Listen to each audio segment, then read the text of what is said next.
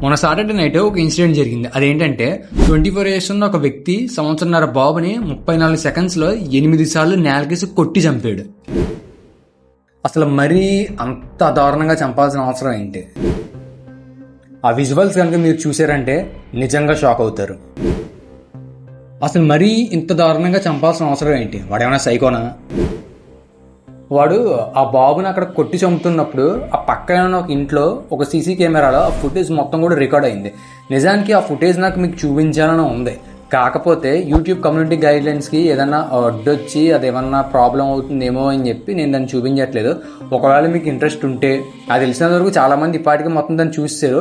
ఒకవేళ చూడని వాళ్ళు ఎవరన్నా ఉంటే డిస్క్రిప్షన్లో ఇన్స్టాగ్రామ్ లింక్ పెడతాను, ఒకసారి చెక్అవుట్ చేయండి.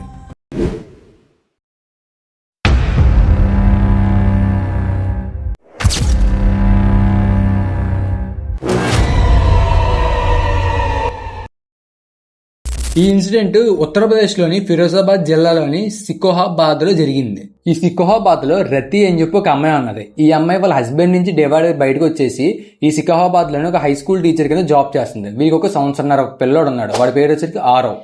ఈ రతి వాళ్ళ హస్బెండ్ నుంచి విడిపోయి చాలా కాలమే అవుతుంది. ఈ గ్యాప్లోనే జితేంద్ర బాటక్ అని చెప్పి ఒకడు ఈ అమ్మాయి లైఫ్లోకి వచ్చాడు. వాడిని విరాజ్ అని కూడా పిలుస్తారు.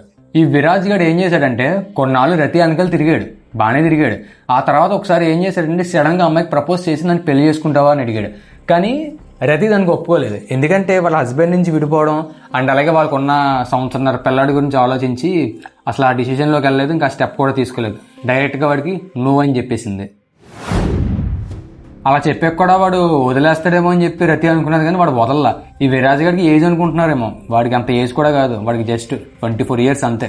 ఈ 24 ఇయర్స్ వాడు ఒక బాబు ఉన్న అమ్మాయి వెనకాల తిరుగుతున్నాడు. రతి దేనికి ఒప్పుకోలేదు. ఇక లాస్ట్కి ఆప్షన్ లేక వాడు ఏం చేశాడంటే ఓ రోజు నైట్, అంటే సాటర్డే నైట్, ఆ రతి వాళ్ళ అబ్బాయిని చాక్లెట్స్ ఇప్పిస్తానని చెప్పి బయటికి తీసుకెళ్ళి ఒక కాలనీ ఏరియాలోకి తీసుకెళ్ళి వాడిని 34 సెకండ్స్లో 8 సార్లు నేలనేసి కొట్టి కొట్టి చంపేశాడు. వాడు చచ్చిపోయిన తర్వాత వాడు ఈ విరాజ్ అక్కడి నుంచి వెంటనే పారిపోయాడు. ఈ ఆరోగ్యంలో జరిగిందని చెప్పి వాళ్ళ ఫ్యామిలీకి చాలా లేట్గా తెలిసింది. వెంటనే వాళ్ళ హాస్పిటల్కి తీసుకెళ్లారు, కానీ ఆ టైంకి ఆ బాబు అక్కడ చనిపోయాడు. ఆ తర్వాత ఈ రతి వాళ్ళు పోలీసులకి కేసు పెట్టారు. కేసు పెట్టిన అది పోలీసులు అక్కడికి వచ్చి మొత్తం ఇన్వెస్టిగేషన్ చేస్తున్నప్పుడు అక్కడ ఉన్న ఒక సీసీటీవీ ఫుటేజ్లో ఈ విరాజ్ ఆరవుని కొట్టి చంపుతున్నట్టు విజువల్స్ చూశారు. ఆ విజువల్స్ చూసిన తర్వాత పోలీసులు అందరూ కూడా ఈ విరాజ్ గురించి ఎతికారు. పోలీసులు సెర్చ్ ఆపరేషన్ చేస్తున్నప్పుడు ఈ విరాజ్ ఉత్తరప్రదేశ్లో ఉడ్డ బటారా అని చెప్పి ఏదో ప్లేస్ ఉన్నది, ఆ ప్లేస్లో వీడు ఉన్నాడని చెప్పి తెలిసి అక్కడికి వెళ్ళారు.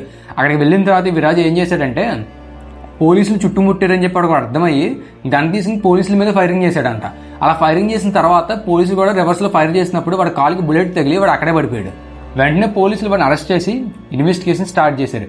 ఇన్వెస్టిగేషన్లో వాడు చెప్పింది ఏంటంటే ఆ రతిని వాడు పెళ్లి చేసుకోవడానికి ఆరవ్ అడ్డంగా ఉన్నాడు, వాడిని చంపేస్తే అడ్డం పోద్ది కదా అని చెప్పి ఆరవ్ని తీసుకెళ్ళి అలా కొట్టి చంపేశానని చెప్పాడంట. పోలీసులకి ఈ ఆన్సర్ ఉన్న తర్వాత వాళ్ళకి బుర్ర పని చేయాలి. ఈ ఇన్సిడెంట్ మీద అక్కడ బాగా గొడవలు జరుగుతున్నాయి. అయితే వాడు బయటకు వచ్చాడంటే అక్కడ ఉన్న జనాలు వాడిని చంపేస్తారు, లేదంటే గవర్నమెంట్ వాడిని ఉరి తీయాలని చెప్పి అక్కడ చాలా ప్రొటెస్ట్ అయితే జరుగుతుంది. సో చూద్దాం ఏం జరుగుతుందో. మీ ఉద్దేశం ఏంటో కింద కామెంట్ సెక్షన్లో కామెంట్ చేయండి. అండ్ అలాగే మన ఛానల్ ఫస్ట్ టైం ఎవరైనా విజిట్ అయ్యి ఉంటే సబ్స్క్రైబ్ చేసి పక్కన బెల్ ఐకాన్ ఆన్లో పెట్టండి. అండ్ మనం నెక్స్ట్ వీడియోలో మళ్ళీ కలుద్దాం.